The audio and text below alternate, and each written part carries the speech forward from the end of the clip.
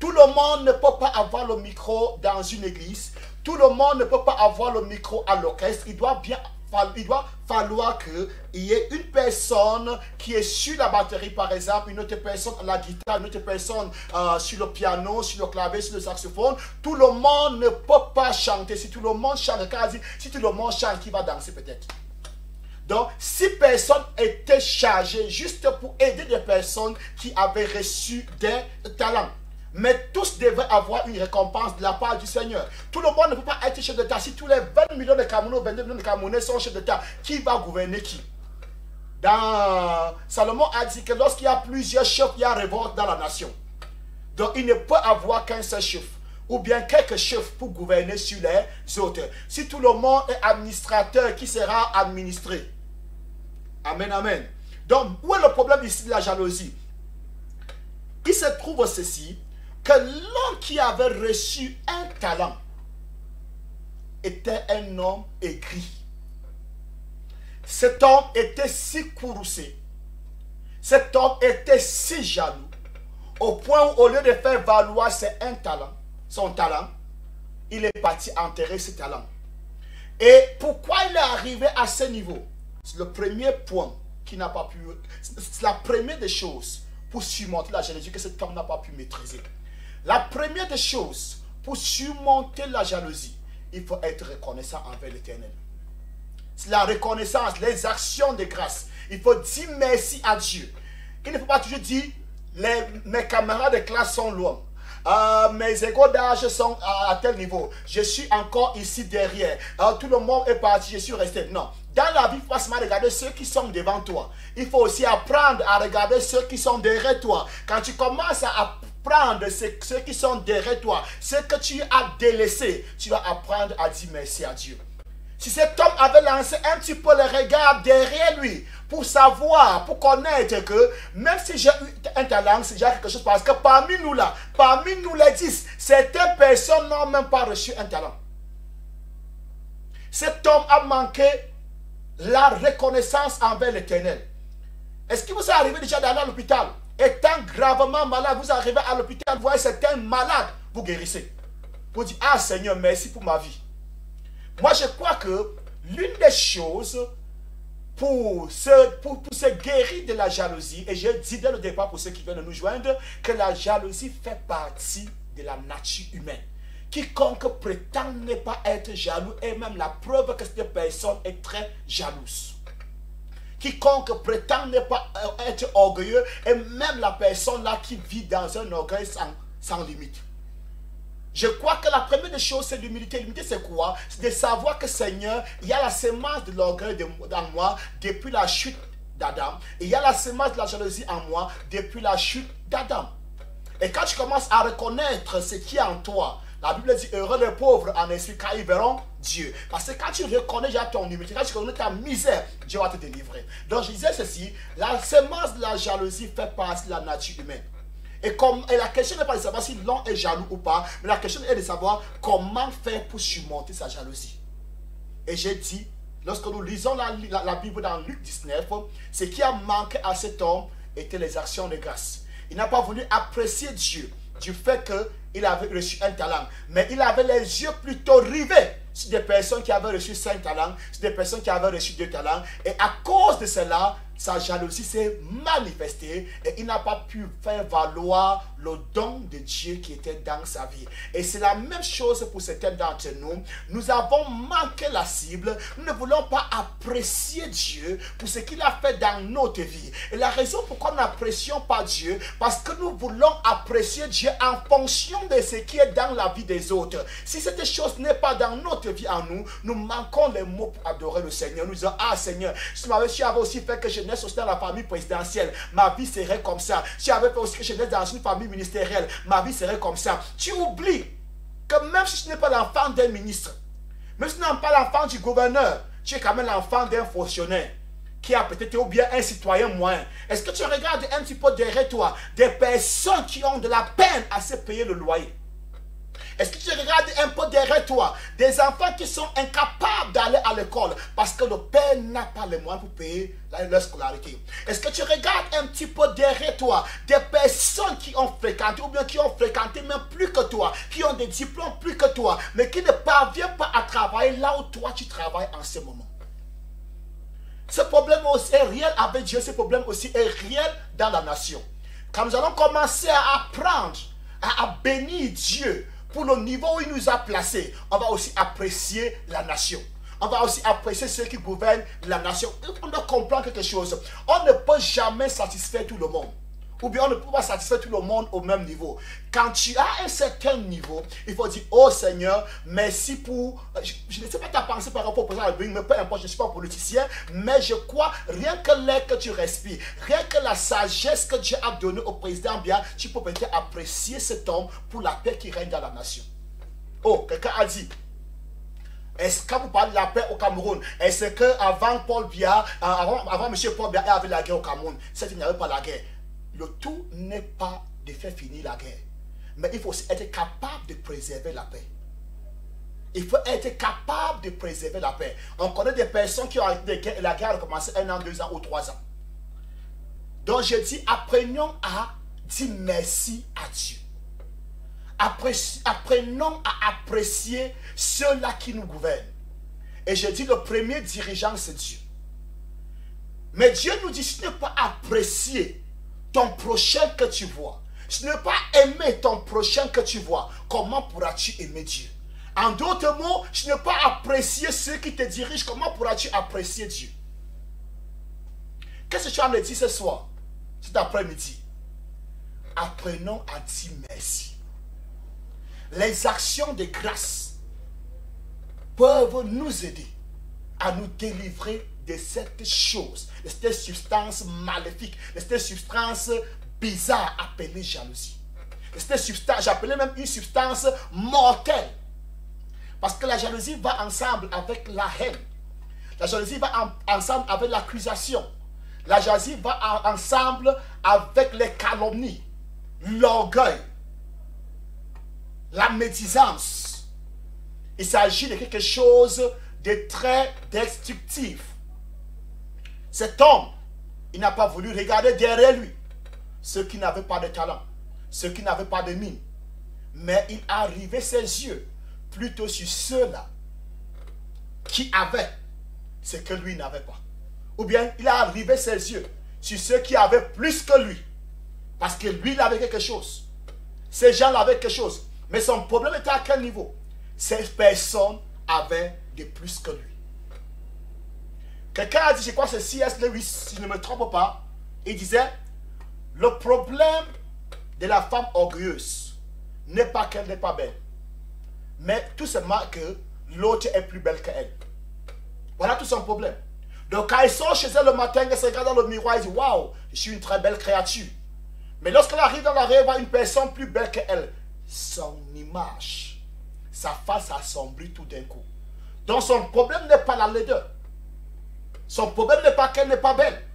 Elle est belle. Mais son ennui, c'est quoi? C'est une personne est plus belle qu'elle. Et c'est ça le problème de la haine et de la jalousie. Parce qu'on n'a pas appris à apprécier Dieu. On n'a pas appris à apprécier ceux qui nous dirigent. Ceci n'est pas seulement vrai dans le gouvernement. C'est aussi vrai à l'église. Les églises réveillées me regardent en ce moment. Les églises dites orthodoxes me regardent en ce moment. On ne peut pas prétendre pasteur, on ne peut pas prétendre évêque, on ne peut pas prétendre cardinal ou bien archevêque. Pasteur, qu'il n'y a pas la jalousie dans nos églises. Et je crois Robert Liardon disait même que l'un des endroits où il y a plus de jalousie, c'est l'église. Je sais que je suis un pasteur très saint, mais je suis désolé, c'est une vérité. À l'intérieur de ton administration à l'église, tu sais des fois où tu as nommé certaines personnes et certains visages ont été assombris. Tu sais des fois quand tu as mis certaines personnes, tu as cru que ces personnes, je peux travailler avec ces personnes. Et certaines personnes ont eu le visage sombre. Certains même ont quitté l'église. Oui, c'est vrai. Dans mon ministère, moi, je connais des personnes qui ont quitté parce que j'ai nommé certaines personnes. Et ces personnes estimaient que non, nous sommes venus au même moment avec ces personnes. Pourquoi est-ce que c'est tel ou tel qui doit être là-bas? Moi, je suis où? Écoute-moi bien. Le fait qu'une personne soit nommée à te diriger, par exemple, ne veut pas que la personne est plus grande que toi. C'est tout simplement que la personne a certains talents donnés par Dieu qui peut permettre à la personne de pouvoir diriger. Tous n'ont pas la capacité de diriger. Quelqu'un peut avoir un talent qui sera peut-être apprécié de part et d'autre dans le monde. Qui sera même plus populaire que ton pasteur local. Mais cet homme a la capacité de pouvoir te diriger, pouvoir t'encadrer pour que ton don excelle. Ne dis pas que non. Je chante tellement dans cette église. Quand je chante, l'onction descend. L'ancien de l'église, c'est quand il prêche, on entend même quoi. Hein? C'est à cause de moi que... Non, c'est vrai, peut-être c'est à cause de toi que les gens viennent à l'église. Peut-être, entre guillemets. Mais Dieu a mis cet ancien sur ta tête pour t'encadrer, pour que tu utilises mieux ce don et que les gens viennent davantage dans la maison de Dieu. Et une des choses qu'on doit comprendre, cet homme par exemple qui a enterré son talent, s'il avait compris que Dieu à son retour, ce roi en son retour, ne jugera pas les gens par rapport à la production, mais va les juger par rapport à leur talent. Il suffisait à cette personne d'avoir juste 2 talents, il aurait été quitte avec Dieu. Dieu ne voulait pas qu'il ait 5 talents de plus comme les autres. Parce que la capacité qui lui a été donnée était juste pour produire peut-être un talent de plus. Qu'est-ce que je suis en train de dire? Apprenons à apprécier.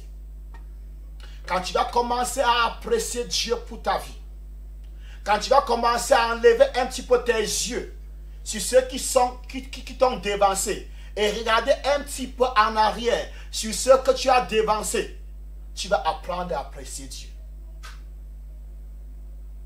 Suis-je en train de dire qu'on ne peut pas regarder ceux qui sont devant? Oui, tu peux regarder ceux qui ont plus devant sur toi pour pouvoir travailler plus, pour pouvoir aussi exceller.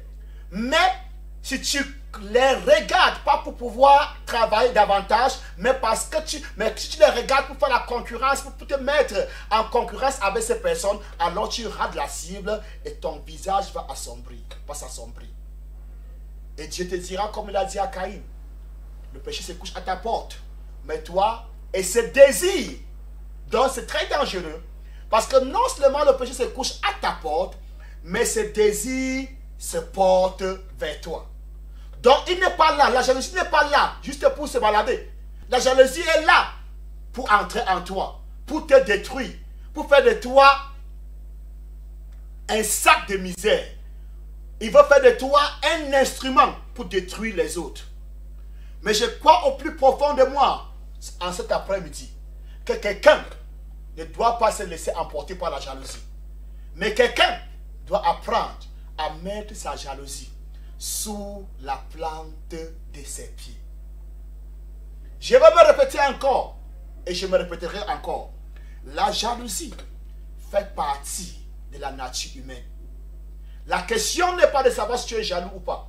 La question est de savoir comment est-ce que tu peux surmonter ta jalousie. Il arrive des moments où tu crois que tu es normal, où tu peux croire que tu n'as pas l'esprit de jalousie en toi, mais attends ce jour. Je ne veux pas aller loin. Peut-être ton meilleur ami même, avec qui tu as longtemps soupiré, à la grandeur, avec qui tu as longtemps, je ne sais pas, soupiré pour faire quelque chose. Et tout d'un coup, tu te rends compte que cette personne est arrivée. Et toi, tu n'es pas encore arrivé. Quelque chose monte à l'intérieur de toi. Ce n'est pas étrange. Je vais te dire la vérité ce soir. C'est la chose là qui monte à l'intérieur de toi n'est pas étrange devant Dieu. Mais le problème de Dieu, c'est quand tu laisses que cette chose qui monte en toi puisse avoir le dessus sur toi. Le problème n'est pas la colère. Dieu a dit tout le monde peut être en colère. Il a dit si tu es en colère, ne pêche pas. Donc tu peux être en colère sans pécher. Tu peux être jaloux sans amener ta jalousie à faire quoi que ce soit qui soit mauvais. Donc je vais dire à quelqu'un ce soir, la nature humaine est une nature jalouse. Mais comment faire pour dominer sa jalousie? Comment faire pour que sa jalousie n'ait pas l'emprise sur soi? J'ai dit, il faut apprendre à apprécier Dieu. Il faut apprendre à apprécier ton directeur, ton chef de service, ton pasteur, ceux qui nous dirigent, ceux qui gouvernent la nation. Comment apprendre à les apprécier? Ne dis pas que, ah, voici j'ai tel diplôme. Est-ce que tel là qui est là-bas me vaut? Non. Même là où tu te trouves, il y a des gens plus instruits que toi, plus diplômés que toi, qui ne sont pas au niveau où tu te trouves. Donc apprenons à apprécier Dieu. Apprenons à apprécier nos pasteurs. Apprenons à apprécier nos chefs de service. Vous savez, il y a quelque chose. C'est qu'elle dit, plus tu montes, plus tes défauts sont visibles. Celui qui est au bas de l'échelle, on ne voit pas sa nudité. Mais c'est quand tu commences à grimper, c'est quand tu commences à monter, que les gens peuvent apercevoir qui tu es en réalité. C'est quand tu es dans les hauteurs, tout le monde a les yeux rivés sur toi. Et vous devez comprendre que lorsqu'on est en hauteur, le plus souvent, on prête tellement attention à ne pas faire un faux pas au point où on finit par faire tellement de faux pas. Je vais dire quoi? Tout le monde peut juger ceux qui sont élevés. Même des personnes qui ne parviennent pas à gérer leur propre famille peuvent se placer et dire, le pasteur là, il ne fait pas ci, il ne fait pas ça. Si c'est moi qui étais le pasteur, j'aurais mieux fait. Alors que ta famille te dépasse. Il y a des personnes qui ne parviennent pas à diriger leur famille, mais qui veulent diriger la nation. Je veux que quelqu'un comprenne quelque chose ce soir, cet après-midi. Être dirigeant, c'est un don. Et chaque fois qu'on se lève contre cet homme qui dirige, que ce soit la nation, que ce soit une église, que ce soit une entreprise, parce que la personne n'a pas fait ci, la personne n'a pas fait ça, on se lève contre la personne qui a mis cette personne là-bas. Et nous connaissons que toute autorité vient de Dieu. Oh. Quelqu'un a dit, un pasteur zimbabwéen, qui a une très grande église, à la personne de Makandiwa, le prophète Emmanuel Makandiwa. Il a une église de plus de 100 000 personnes. Je le suivais un jour, il a dit, même si tu es mon chrétien, et il savait qu'il y avait bien des chrétiens qui sont des politiciens, et qui sont dans l'opposition. Il dit que même si tu es mon chrétien, je ne te donnerai jamais mon soutien. Je soutiendrai la personne qui est au pouvoir. Jusqu'au jour où toi-même tu parviendras au pouvoir, alors tu auras mon soutien. Pourquoi? Il n'a pas dit pourquoi, mais je sais parce que la Bible demande qu'on soutienne les autorités établies. Qu'on soutienne ceux que Dieu a mis devant nous. Et je crois que c'est la raison pourquoi il disait à ces chrétiens qui savaient très bien que parmi ces chrétiens, il y a ceux qui sont dans l'opposition et ceux qui sont dans le gouvernement. Et il voulait faire comprendre que je suis avec toi de tout cœur, mais toutefois, ma Bible ne me permet pas de te soutenir. Mais le jour que tu parviendras à la magistrature suprême, alors moi je pourrai te soutenir. Amen, amen. Donc que la personne qui te dirige fasse ce que tu veux qu'il fasse, qu'elle fasse ou bien qu'elle ne fasse pas, je t'en supplie, apprends à le soutenir. Apprends à l'aider. Il n'est pas certain que si tu étais à sa place, tu aurais fait mieux que lui. Déjà dans ton petit coin, est-ce que tu penses que tu fais mieux? Qu'est-ce que tu es en train de dire? Nous devons apprendre. Parce qu'il faut dire, j'aurai, par la grâce de Dieu,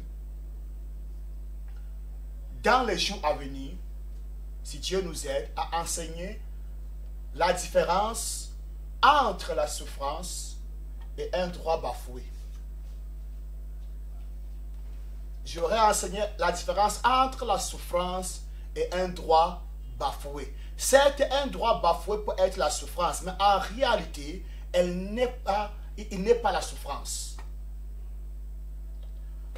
La souffrance finit par un cri de désespoir. Et lorsque le secours vient, la personne rend grâce à Dieu. Mais un droit bafoué finit par un cri de félicitations. J'ai lutté pour mon droit et j'ai eu. Donc la personne se félicite. Alors que lorsqu'une personne souffre, quand on lui vient en aide, la personne dit merci. Ce n'était pas pour aujourd'hui, mais je crois que par la grâce de Dieu, on aura à partager dans les jours à venir. Je veux dire ceci. C'est un message de la régie. Quoi? Demande aux personnes de quoi? Ok. Ok, ok. Ok. La régie me demande de vous demander de me suivre, de partager cette vidéo avec les autres, de vous abonner à la chaîne Living Water Channel de YouTube, de vous abonner sur la page officielle de Living Water Channel. Abonnez-vous et partagez la vidéo et Dieu va vous bénir. Et Dieu va bénir ceux qui vont recevoir les vidéos que vous aurez partagées. Amen. Je disais ceci, apprenons à dire merci. La première des choses pour surmonter sa jalousie, c'est la reconnaissance, l'action de grâce, la capacité de dire merci, la capacité d'apprécier Dieu, d'apprécier son pasteur, d'apprécier son dirigeant et de dire Seigneur, merci pour le poste que tu m'as donné. Vous savez, dans ce service, j'étais un jour dans un commissariat de la place, beaucoup plus à la police judiciaire. Il y avait des commissaires qui avaient été affectés et ont reçu des promotions et des nominations. Et parmi les personnes qui ont reçu des promotions, ou bien à la police judiciaire où j'étais, je n'ai pas vu tellement la tristesse dans le cœur des personnes qui n'ont pas reçu une élévation quelconque. Mais beaucoup plus sur un certain officier de police principal. Je ne sais pas si c'est officier principal, je ne sais pas, il avait 3 étoiles en or. C'est lui qui était beaucoup plus triste alors qu'il venait d'être... non, je crois qu'on lui avait donné un galon de plus, si je ne me trompe pas. Et il disait non. Le galon de lui, c'est à rien. Ce qu'il voulait, c'est un poste de commandement. Le galon de lui, c'est à rien. Or, dans ce même endroit, il y avait des personnes qui n'ont même pas reçu un galon de plus. Il n'a pas pu apprécier. Je ne connais pas qui donne le galon de plus, ou c'est le président de la ou c'est le président, ou c'est le délégué de la sécurité nationale. Il n'a pas voulu apprécier celui-là. Tout simplement parce que d'autres avaient eu des postes. D'autres ont été nommés. Mais lui n'a pas été nommé. Parce qu'il n'a pas été nommé, il était incapable d'apprécier son leader. Et je dis, ceci est aussi vrai même dans nos assemblées. Ceci est aussi vrai dans nos églises. On a fait de toi chef protocole. Parce qu'on n'a pas fait de toi diacre principal, je ne sais pas trop bien, ancien principal. Tu es incapable d'apprécier le pasteur. Est-ce que tu sais que parmi les protocoles, tu es le chef? Ou bien des personnes même qui ont été à l'église avant toi, qui n'ont aucun poste jusqu'à aujourd'hui. Qu'est-ce que nous sommes en train de dire? Apprenons à dire merci à Dieu. Apprenons à dire merci à ceux qui nous dirigent. Apprenons à avoir les yeux non seulement sur ceux qui nous ont dévancés, mais regardons aussi un petit peu derrière nous, des personnes que nous avons dévancées. Quand nous allons regarder un petit peu derrière nous, pour voir ceux que nous avons dévancés, alors nous allons apprendre à apprécier Dieu pour notre vie. Oh, où est Dieu? Oh, où est Dieu? Pourquoi je suis né en Afrique? Ah, tu devais naître où? Il y a des personnes, j'ai vu à la télé, même en Occident, des personnes qui dorment dans la rue. Des personnes qui n'ont pas de maison. En Afrique, au Cameroun en particulier, tu as une maison. Il m'arrive souvent de dire qu'en réalité au Cameroun, tout homme est capable d'avoir une maison. En réalité au Cameroun, celui qui dort dehors, c'est quelqu'un qui ne veut pas louer une maison, c'est quelqu'un qui fait des responsabilités. Parce que dans notre nation, on a même des maisons, on a même des chambres dans certaines villes, de 3 000, de 4 000 francs. Dans cette nation. Le Cameroun doit apprendre à apprécier Dieu. Nous avons, comment on appelle ça? On nous appelle le grenier de l'Afrique centrale. Par la grâce, j'ai voyagé dans certaines nations. Je n'ai pas vu un pays qui a tellement de variétés en nourriture comme le Cameroun. Jusqu'aujourd'hui, dans tous les endroits où j'ai marché, j'ai voyagé dans un pays, c'était au Ghana, Tout ce qu'on mangeait tous les jours, c'était le riz. Et une espèce, un type de couscous, un peu acide. Tous les jours. J'étais au Bénin. J'ai parcouru, j'ai marché un peu partout pour chercher de quoi manger. C'était difficile que je mange. Partout où je passais, je voyais seulement l'igname. J'ai vu quelque part, on faisait frire quelque chose. J'ai dit, ah, finalement, le BH du Cameroun, beignet haricot. J'arrive là-bas, c'était l'igname frit. Je vous assure. Au Cameroun, j'étais au Nigeria. On a mis le buffet. Je suis allé au buffet. Je suis allé pour me servir. Une grande table, une longue table, je dirais, ce buffet. Mais je vais vous assurer, dans cette table, je vais dire, le buffet n'a pas été plus de 5 mètres ou 10 mètres. Dans une grande église au Nigeria. Dans cette table, tous les différents mets étaient le même mets. Ça va vous étonner. J'ai dit, tous les différents mets étaient le même mets. Il y avait le tapioca rouge ou c'est le tapioca jaune. Il y avait le tapioca blanc. Il y avait tapioca avec différentes sauces. Il y avait le riz, coconut rice. Il y avait tout genre de riz. Mais les mêmes choses. Il y avait le coquille. Le coquille, que ici tu ne ménages pas voir à table quelque part. Ils appellent ça là maï. Il y avait ça de toutes les formes. Mais au Cameroun, si tu pars, tu n'as pas besoin d'aller chez un riche. Si quelqu'un qui touche seulement 60 000 francs te dit qu'il va te faire un buffet, tu auras à table la salade, tu auras à table le risotto, tu auras à table le couscous légumes, tu auras à table le poulet si tu veux, tu auras les spaghettis, tu auras le mbongo chobi, tu auras le ndolé, c'est déjà plus de 7. Tu auras le poisson brisé, tu auras le DG, tu auras peut-être 10 fruits différents. Tu auras le héros, Watafua héros. Tu auras le taro. Tu auras le couscous cuit. Le Cameroun est béni. Amen. Apprenons à apprécier Dieu. Quand tu dis que le Cameroun est maudit, tu ne peux pas apprécier la personne qui a créé le Cameroun, Dieu. Si nous passons le temps à regarder seulement ceux qui ont plus que nous dans cette nation, on ne pourra jamais apprécier la nation. Mais si on peut regarder un petit peu ceux-là qui sont derrière, qui n'ont pas ce que le Cameroun a. Si on peut regarder un petit peu derrière certaines nations qui n'ont pas les facilités que nous avons, alors nous allons apprécier le Seigneur pour notre nation.